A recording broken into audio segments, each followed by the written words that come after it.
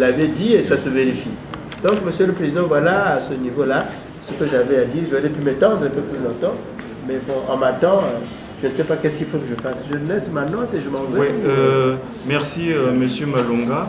Surtout, vous me laissez les observations qu'on va donner au candidat. Tout à fait. Hein, comme ça, il aura, peut-être pas à parfaire, mais il aura à rajouter pour améliorer son travail. Parce que vous savez, les mémoires que vous déposez à la bibliothèque universitaire, il y a des étudiants étrangers que nous envoyons. J'ai envoyé des étudiants camerounais ou togolais que j'enseigne. Hein, vous savez que là, il y avait une résistance extraordinaire dans cette partie du sud.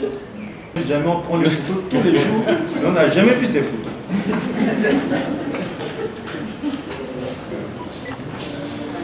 Bien, merci beaucoup. Alors, monsieur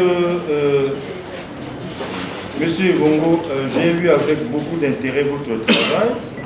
Hein, surtout, vous aviez abordé l'aspect financier, donc l'aspect qui m'intéresse le plus. Bien, j'ai juste une petite observation à vous faire dans la partie bibliographique. Je vais aller très vite. À la page 100, c'est la page 103. Page 103, lorsque vous citez un auteur, vous avez cité l'auteur, vous avez cité son livre, mais on ne sait pas dans quelle ville ce livre a été publié. Est-ce qu'il a été publié à Kinkala? Est-ce qu'il a été publié à Dorizi? On ne sait pas. Je prends par exemple le livre de Keïta, à point accroître les ressources financières dans les communes pratiques émergence de l'Afrique de l'Ouest et du Centre. C'est publié où? Bon, vous avez mis Amsterdam. On parlait énormément ici des taxes et des impôts. Quelle est la différence entre un impôt et une taxe? L'impôt fait rentrer de l'argent, la taxe fait rentrer de l'argent. Mais est-ce que c'est la même chose ou bien une différence? Voilà donc, monsieur Ivongo, si d'autres membres du jury n'ont pas de questions à vous poser, vous pouvez répondre directement à nos questions. Soyez très bref. Hein, ce n'est pas plus la peine de nous écrire un deuxième mémoire. Vous allez être très bref. Et vous commencez par répondre aux questions du président du jury. Parce qu'il est le chef sur la table. Allons donc, quelle est la différence, faites-vous, entre un impôt et une taxe? Est-ce que c'est la même chose? Vous dites oui, un impôt, une taxe, c'est la même chose, et j'en prendrai acte. Ou bien vous dites que non, il y a une différence, mais laquelle? Vous en du jury, m'avoir une fois de plus accordé la parole. Il y a une différence entre l'impôt et taxe, dans le sens où les deux sont d'abord un point commun, après on va passer au point de divergence. Les deux sont des contributions que les contribuables donnent et vont dans la caisse et ces contributions-là vont dans la caisse de l'État. La différence est que l'impôt est une contribution obligatoire qui va directement dans la trésorerie de l'État. C'est obligatoire pour tous ceux-là qui exercent soit une activité ou bien une personne physique. Non, la taxe est une imposition liée au fait qu'on utilise un service donné. Lorsqu'un usager utilise un service, il paye la taxe. Mais l'impôt est obligatoire même si on n'utilise pas un service donné. Très bien. Vous pouvez partir avec votre question. Vous répondez rapidement à la question de M. Girel. Il a demandé pourquoi vous avez choisi la décentralisation.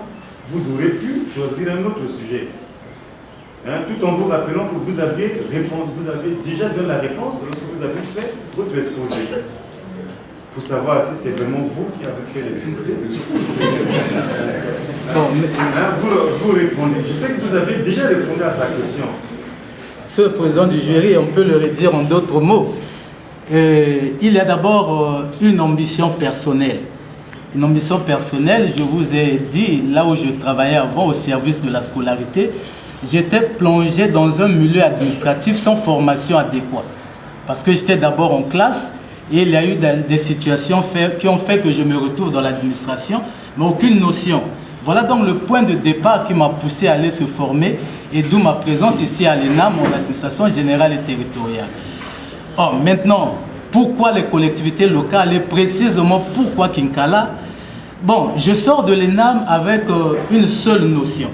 Il y a eu plus de 70 cours qu'on a eu à faire en 2 ans, je sors avec une seule notion, l'intérêt général. Alors, on m'a parlé de l'intérêt général dans toutes les disciplines ici à l'ENAM. Je me suis dit, bon, je suis de la commune de Brazzaville. Je suis habitant de Talangaï. Mais pourquoi aller mener les recherches à Kintélé? Pourquoi mener les recherches dans ma propre commune qui est Brazzaville? Mais Brazzaville, bon, c'est déjà une grande agglomération. J'ai voulu pointer du doigt là où il y a une petite commune. Et mon choix a été porté sur la commune de Kinkala. D'abord, pour moi, c'était une horizon. C'était ma première fois de mettre pied à Kinkala. Ce sont les recherches qui m'ont emmené là-bas. C'est dans le sens de l'intérêt général. Je ne pouvais pas rester en vase clos. Il faut aller mener les recherches ailleurs. Et les motivations là justifient le fait qu'en y allant, on a avoué les limites de notre travail, du fait qu'il m'a été difficile de connaître les 15 quartiers physiquement. Alors parce que j'étais comme un aventurier, un pèlerin, il m'a été très difficile d'y arriver. Voilà pourquoi cet aspect d'autres activités non dominants, il faut vraiment être résident pour aller connaître tout ça, mais néanmoins, il y a le secteur artisanal qui n'est pas... Bon, on voit la vannerie, la poterie, mais ce n'est pas vraiment ce qu'on attend pour élever les ressources. Bon, le secteur touristique, bon, il y a les chutes de l'Ufulakari qui est là. Jadis, c'était vraiment bien pour le tourisme, mais ce site n'est pas aménagé. Nous avons même souligné dans nos suggestions, si on pouvait améliorer ce site, cela permettait aux autorités locales de s'accrocher pour chercher un peu à trouver les ressources autour de ces activités touristiques-là. D'accord. Vous allez répondre à la toute dernière question. Votre professeur a souhaité que le service public soit payant. Est-ce que vous êtes d'accord ou vous n'êtes pas d'accord qu'on paye un service public? Qu'on paye un service public. Je suis d'accord. Mais vous savez que vous avez affaire à des gens qui sont très très pauvres. Bon, si la question est posée spécifiquement... Vous risquez d'être un mauvais maire. Non, j'ai... la gravité du service. Vous en faites quoi? Bon, Cette question c'est un piège. Hein? Faire payer un service public, c'est une question piège. Parce que si vous êtes responsable public, surtout aux populations de Bunji, vous allez avoir beaucoup, vous n'allez pas vous en sortir. Ça, je vous préviens. Hein, si vous vous retrouvez maire à Bunji là-bas, vous allez leur demander de payer le service public. Vous savez que les gens là-bas sont très contestataires.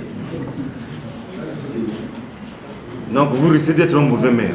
Ça, je vous préviens. Hein, parce que si vous soutenez un mémoire sur la décentralisation, c'est que vous avez l'ambition d'être maire. Et je souhaiterais que vous deveniez maire. Non, mais ceux qui sont là n'ont pas fait le concours, on sait comment on les a pris. Hein, demain, vous pouvez être maire. Mettez déjà vous dans la tête que les services publics, si vous allez proposer que ces services soient payants, vous allez avoir maille à partir avec vos citoyens. Hein, c'est pour ça que je vous conseille. C'est vrai, c'est une question qui vous a posée, mais c'est une question piège. Bien, je pense qu'on aura terminé, sauf s'il y a un membre du jury qui a encore quelque chose à rajouter. Oui, j'aimerais ajouter... Tous vous ont jeté des fleurs. Sur le principe de la gratuité, je vais rajouter... Bon, d'accord, ok. Surtout sur les suggestions à lui faire.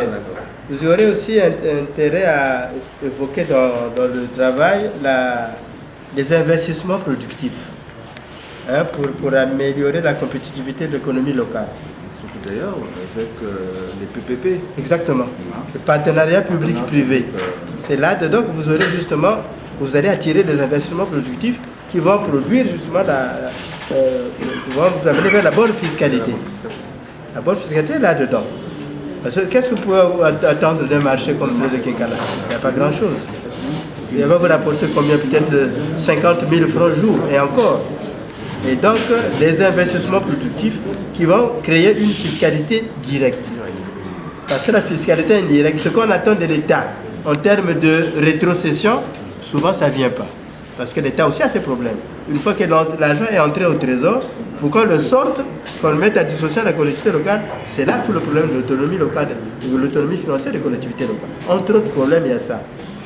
Hein, les rétrocessions, elles se font plus. Donc il faut plutôt compter sur la fiscalité directe. Et vous ne pouvez la créer qu'à partir des investissements productifs.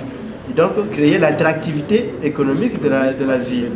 C'est ça que les maires ne savent pas faire, justement. C'est une question aussi de... Tout le problème est là-dessus, des maires. Ils ne savent pas avoir des imaginations pour créer l'attractivité de la ville. Donc c'est là-dessus qu'ils doivent beaucoup travailler, qui vont améliorer ce travail. Et aussi, je pense aussi aller dans le même sens que mon doyen. Il y a des services publics qui sont obligatoires et d'autres qui sont facultatifs. Alors c'est au maire notamment de créer des services publics. Donc vous aurez reçu à l'UNAM, ainsi vous essayez d'avoir beaucoup d'imagination par rapport à ce que je trouve sur le terrain là-bas. Je dis là-bas, là où je vais, notamment à Evo, Bunji, Kakamweka, on a l'impression que les gens ne réfléchissent pas, ils attendent tout de l'État alors qu'il y a des possibilités de pouvoir faire avancer financièrement ces institutions. Bien, Monsieur Evongo, puisque les membres du jury n'ont plus rien à vous dire, ils ont tout entendu, vous allez devoir sortir de la salle avec les personnes qui ont bien voulu vous accompagner pour qu'on passe à la délibération.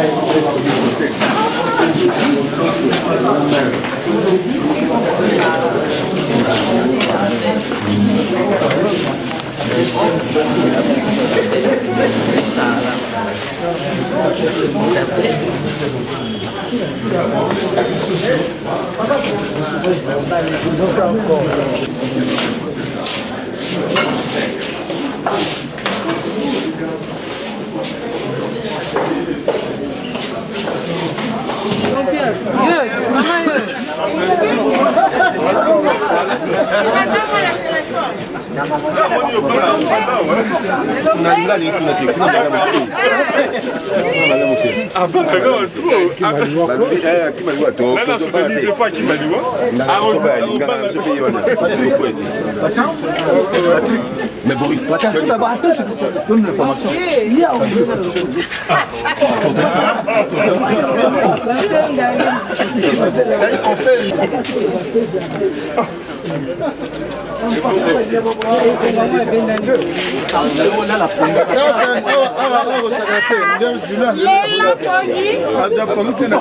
Oh! On n'a pas donné la note. Là-haut avec la question de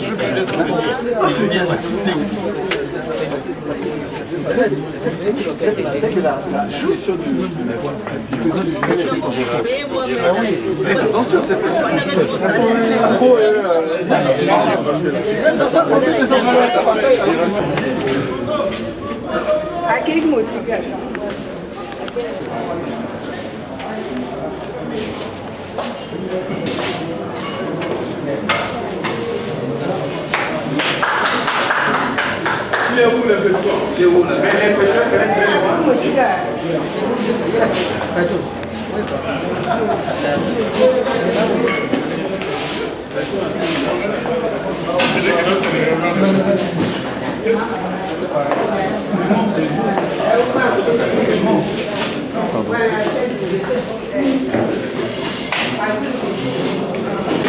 Bien, dépêchons-nous.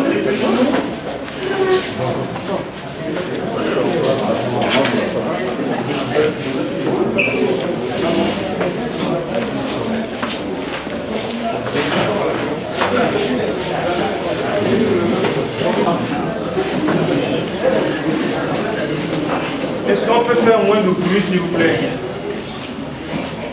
Bien, le jury ici présent, composé de M. Miandila Girel, M.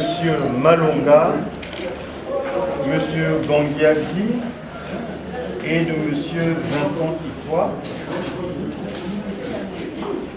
Après avoir entendu le travail que vous avez effectué sur la mobilisation des ressources financières dans une commune locale de la commune de Kokala, après avoir entendu votre présentation, vos interventions, a décidé de vous attribuer les notes suivantes. Mais avant de vous les attribuer, je rappelle que le monsieur qui est ici présent, je suis très surpris. Lorsque je suis rentré de France, on m'a donné un grand poste à la banque. Tout le monde s'est opposé, sauf son père. Son père a dit que mais vous avez reçu un cadre qui arrive, il faut plutôt le prendre. Les gens refusaient de me former à la banque. Et vous voyez, des années après, je deviens la personne qui va décider du sort de son fils.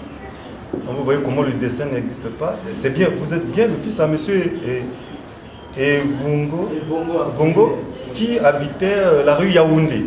Parce que voilà, je venais régulièrement chez son père pour recevoir des cours de banque. Son père était un banquier, un très grand banquier.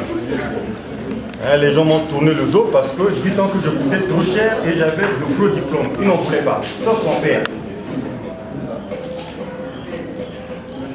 Et je pense que les autres ont eu beaucoup de problèmes avec le directeur général qui s'est demandé pourquoi vous n'avez pas des jeunes. Parce que dans la banque, on ne voulait pas les gens qui ont des diplômes.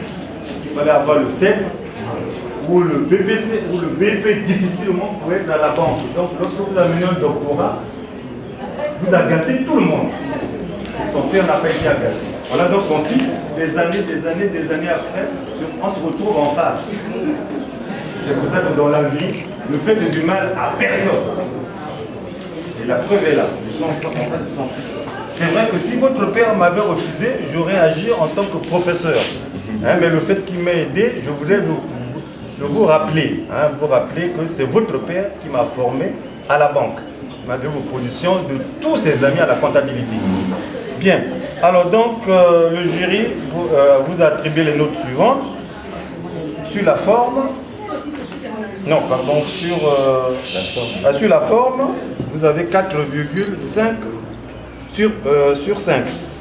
La présentation a été très brillante et votre DEM m'a dit que vous étiez un enseignant. Ça veut dire que ça, c'est vraiment un enseignant doit présenter le travail tel que vous le présentez. Sur le 4 sur 5 et sur le fond, votre travail est bien présenté. Il n'y a pas de faute d'orthographe, ce qui est rare. Je pense que les collègues doivent s'inspirer de ce monsieur parce qu'il a fait un travail. Il n'y a pas de faute d'orthographe. J'en ai fouillé, mais je n'ai pas trouvé. Et sur le fond, vous a donné 8,5 sur 10, soit un total de 17,5 sur 20.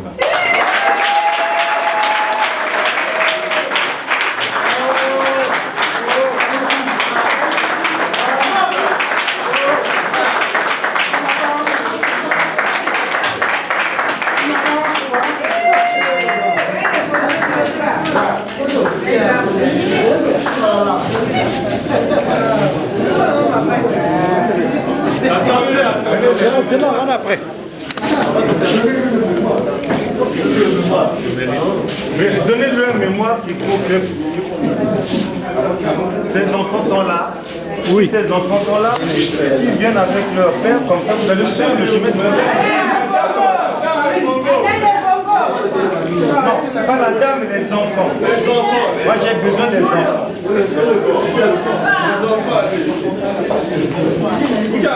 Comme ça vous allez suivre les enfants de votre papa. Vous allez finir la là. Ce sont des jumelles en plus. Où est ce monstre? On a dit c'est mon enfants.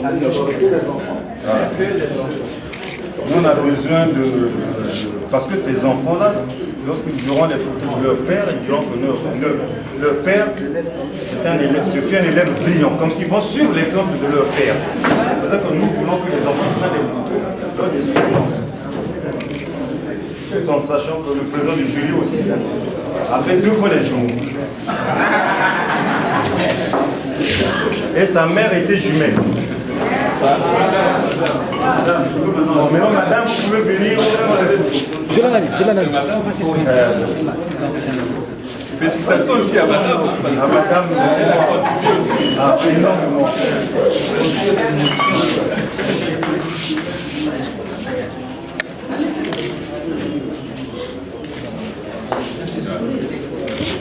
D'accord. Merci beaucoup. Merci pour les photos. Nous allons libérer la salle. Merci. François descend dans la voiture. Mettez dans la poubelle. Voilà.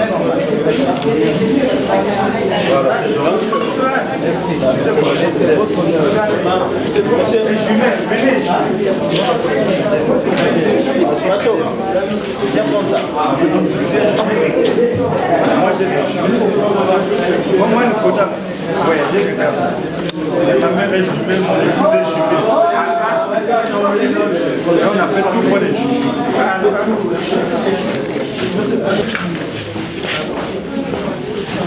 Madame, il faut bien que si vous pouvez bien des jumelles, vous allez devenir très riche. Moi, je suis devenu riche à cause de mes jumelles. Ces enfants-là, Excellence.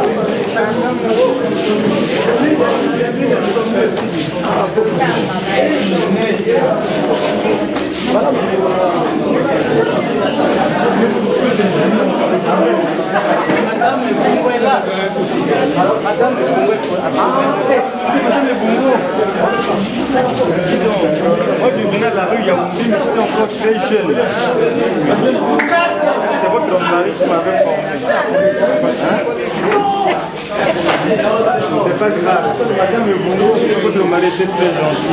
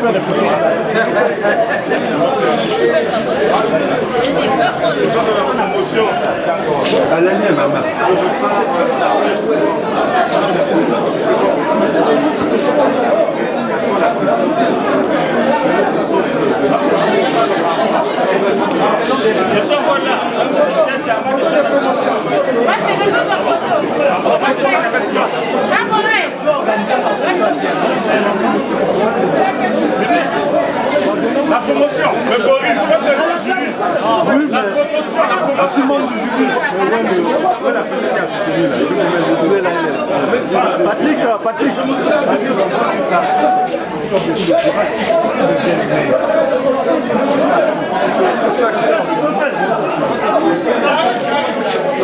Il n'est pas parti de là.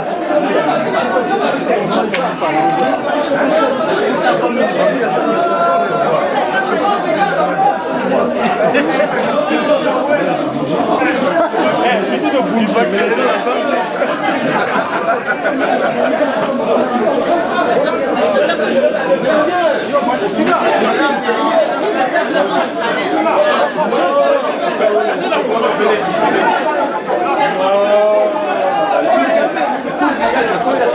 Est-ce que vous fuyez? Merci, merci. Voilà mon policier. On est les gars. Mais quoi? Je suis le photographe. Moi, je suis pourquoi? Tu m'as appliqué mon ami.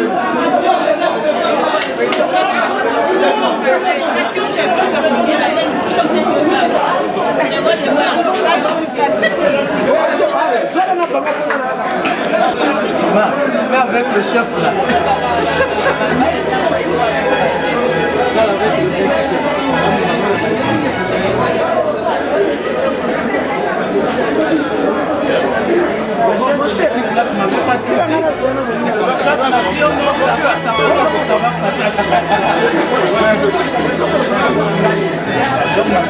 Si la bus, moi c'est...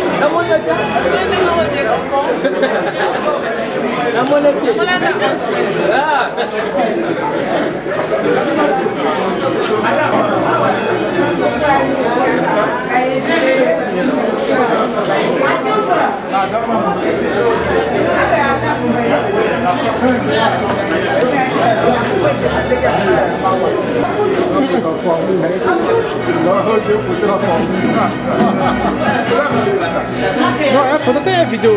Ah, d'accord. Bien,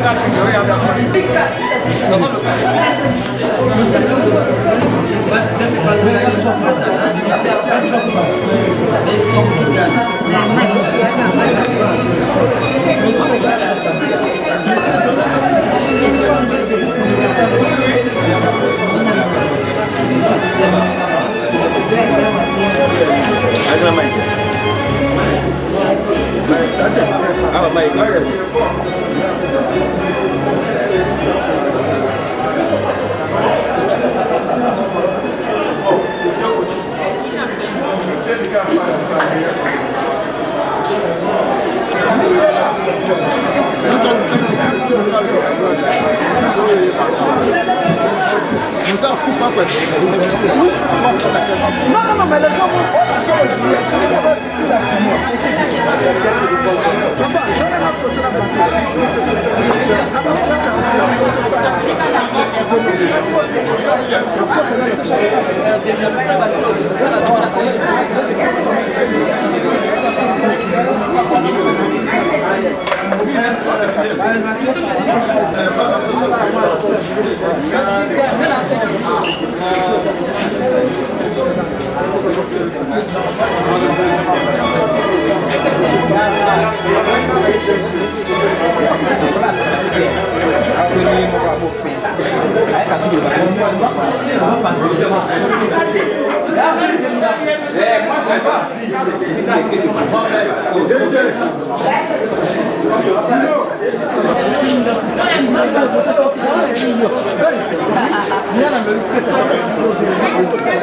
On va à la maison.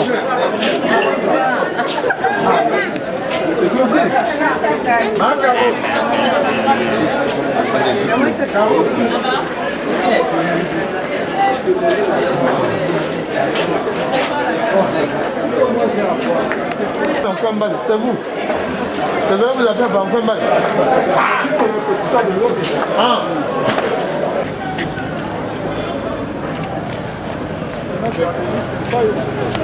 Le pétrole est là.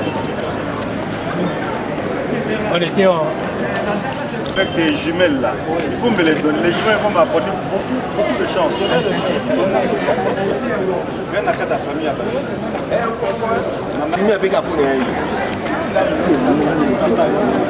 pas de problème. Non, tu appelles, on va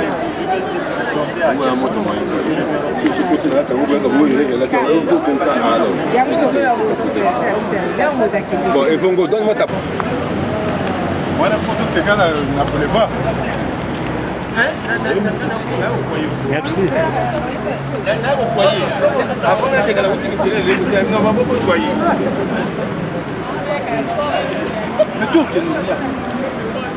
Mais d'accord, donc nous venons, on a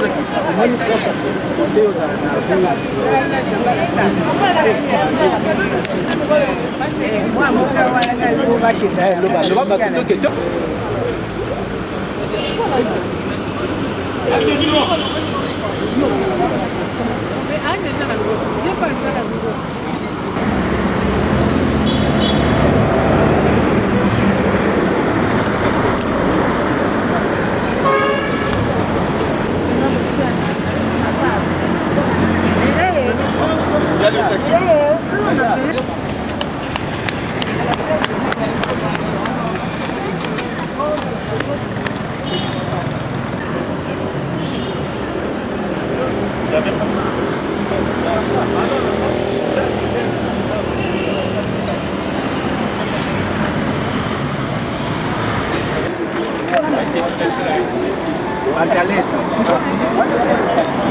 mais tu as fini, tu n'en es pas. Après, c'est bon, non? Donc, sur mon communiqué, sur l'équipe de Salah. Après, Aux zones d'information et à Blondine, pour expliquer que déjà c'est bon. c'est bon, non? Ouais. Hein, mon là? Après, pour Salah, au logo. Oui. Mireille, il y a la place ici.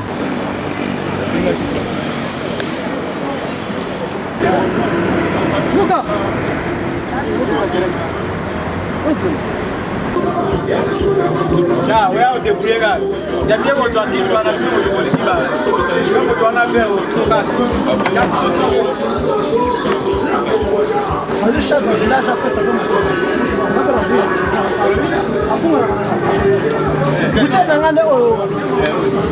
Pardon.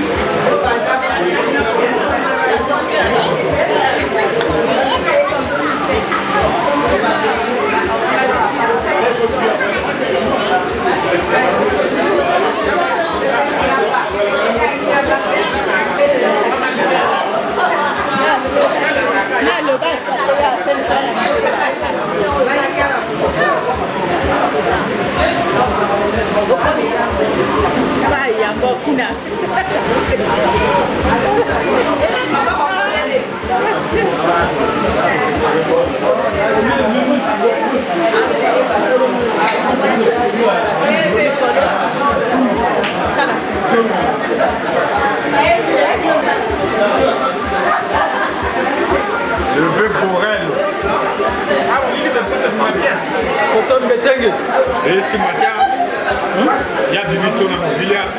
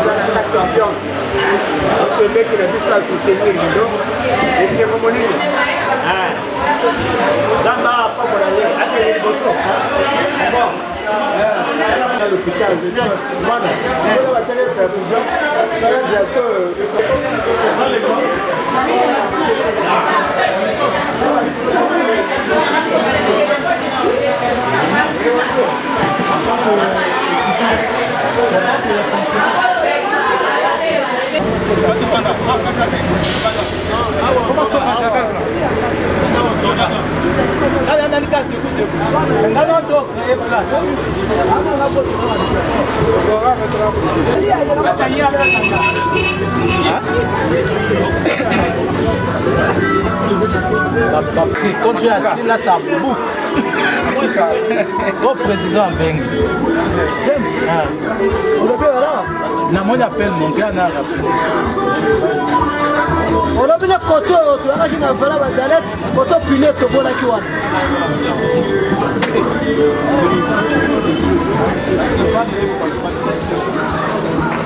Mon cher ami, là nous sortons de ta soutenance à l'ENAM.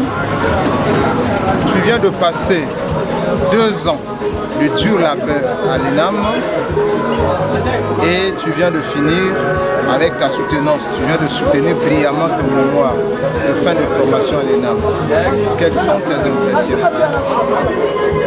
Merci. Les impressions sont mélangées.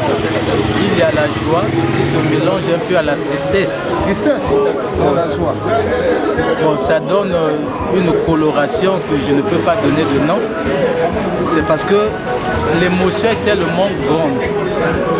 Il suffit de lancer le premier pas pour atteindre le but. Mais on a lancé le premier pas il y a 2 ans, vous venez de le dire.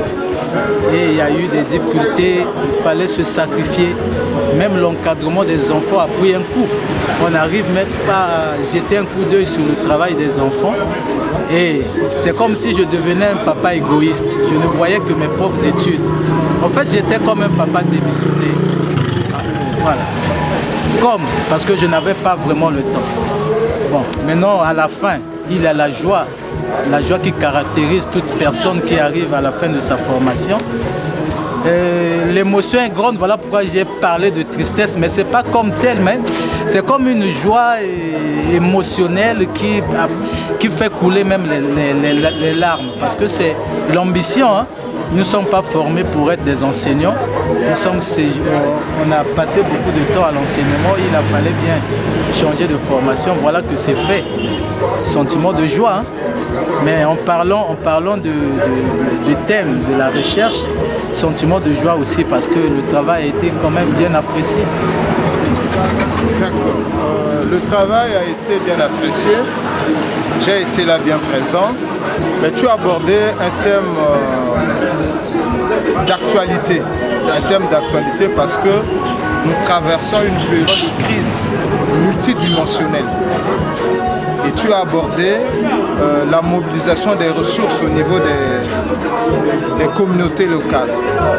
Par rapport à ce thème-là que tu as abordé, quels sont les conseils que tu pourras donner demain à un sous-préfet, à un maire ou même à un préfet pour la mobilisation des ressources financières? Il doit avoir l'esprit d'innovation. Sous-préfet ou le maire, il doit avoir des capacités managériales. Il doit s'appuyer à l'innovation. S'il n'y a pas l'innovation, il ne va pas s'en sortir. Déjà, si le tissu économique est très faible, alors donc il faut chercher à créer les activités génératrices de revenus à partir des potentialités existantes. Parce que l'État, dans pareilles circonstances, a montré largement ses limites. L'État qui devrait anticiper en plaçant les structures économiques pour que la création des communes suive, ne l'a pas fait. Donc on décrète, on érige une commune sans fondement économique. Mais dans ces conditions-là, tu te retrouves comme maire. Tu peux bien faire ton plaidoyer envers l'État. L'État a parfois d'autres priorités.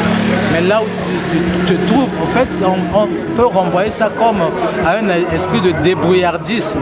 Il faut se débrouiller, avoir les capacités d'innovation. Par exemple, en créant les petites activités rémunératrices de revenus et surtout entraîner la population dans la vision que vous partagez pour susciter la collecte des taxes et impôts. Sinon, la question qui revient toujours, on va te poser la question comme sous-préfet ou le maire. Vous nous demandez de payer les taxes et impôts, pourquoi faire? On ne voit rien.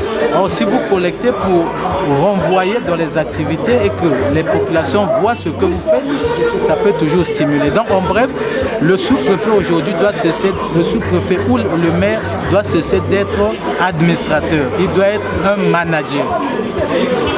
Merci, merci.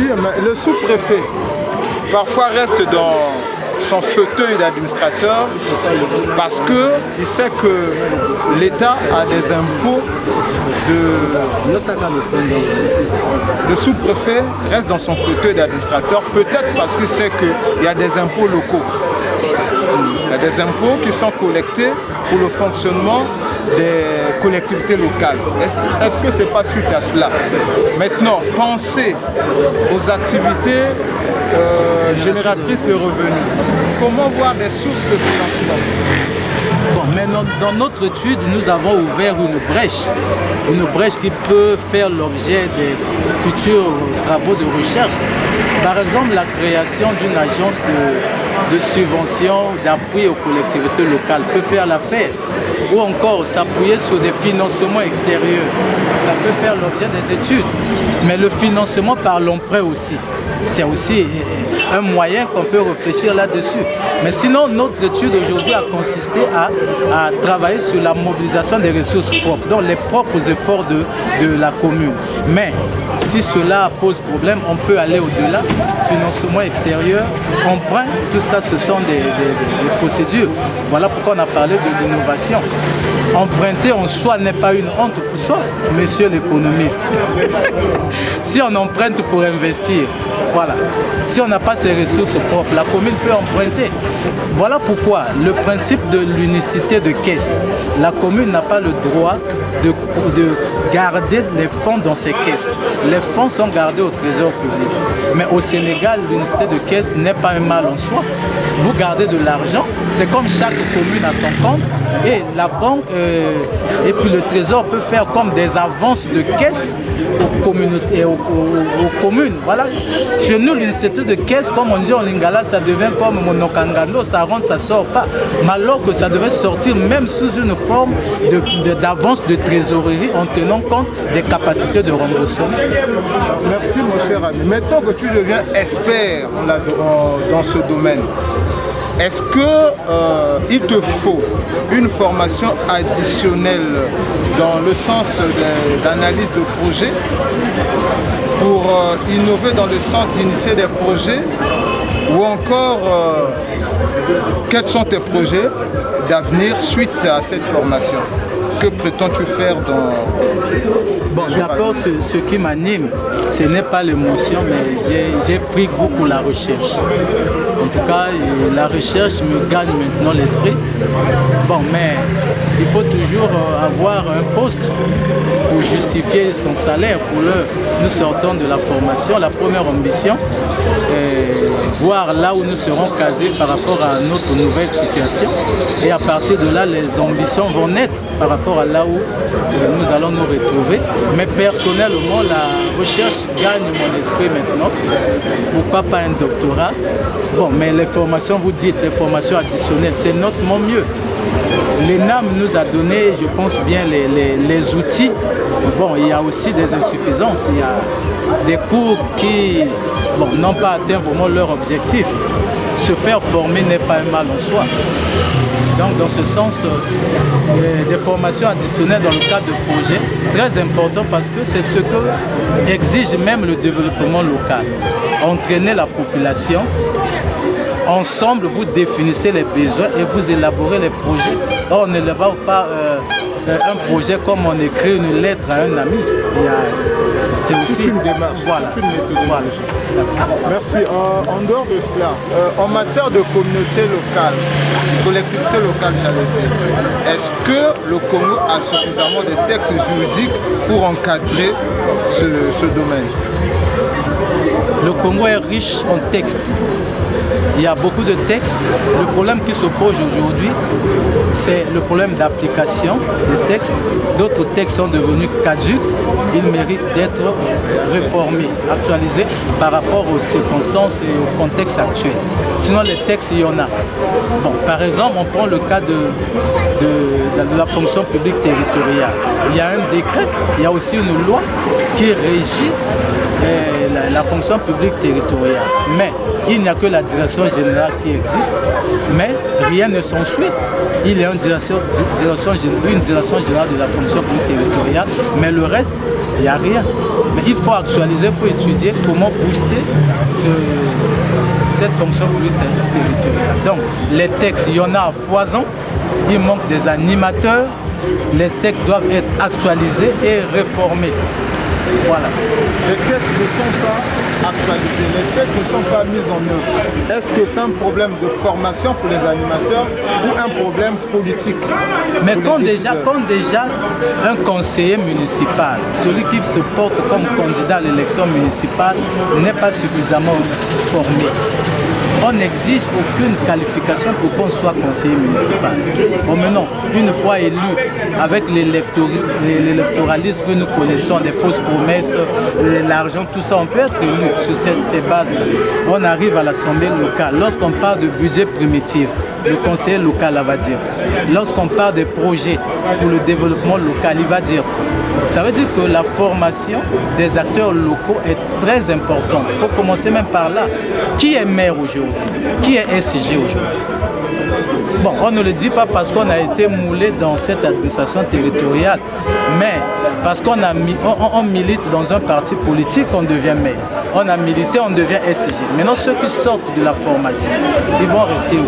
Le problème, c'est les acteurs aussi, ils ne sont pas suffisamment formés pour comprendre même le sens de la décentralisation. Pour comprendre les textes, ils ne comprennent pas. Alors, si l'administration fonctionne par rapport à nos sentiments, par rapport à nos textes, fermons l'administration.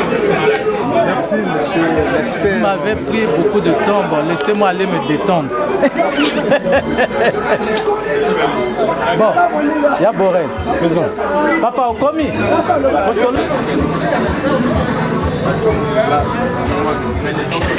Mais moi, je préfère le Baraningala. Awa. On a remercié d'abord Nzambe, Nandenga Sali que l'État qui a suivi sa formation avec beaucoup de brio. C'est-à-dire que c'est une soutenance où on dit qu'il a vraiment terminé sa formation avec brio. Donc il a eu à faire 17,5 sur 20. C'est pas rien, c'est pas donné à n'importe qui. Il a prouvé de quoi il était capable.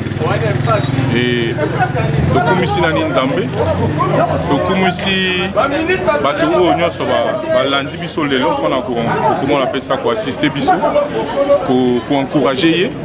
Vraiment Topesi Bango merci.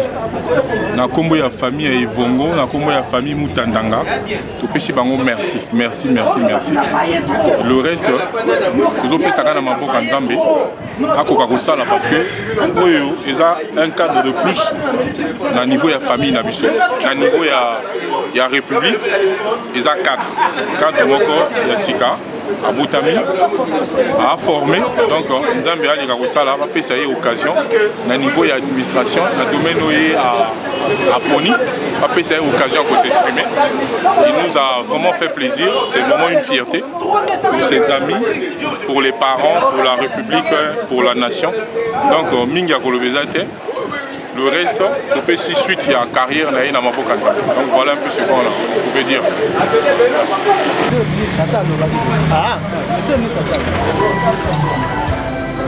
Ta caméra, la caméra génique. Caméra génique.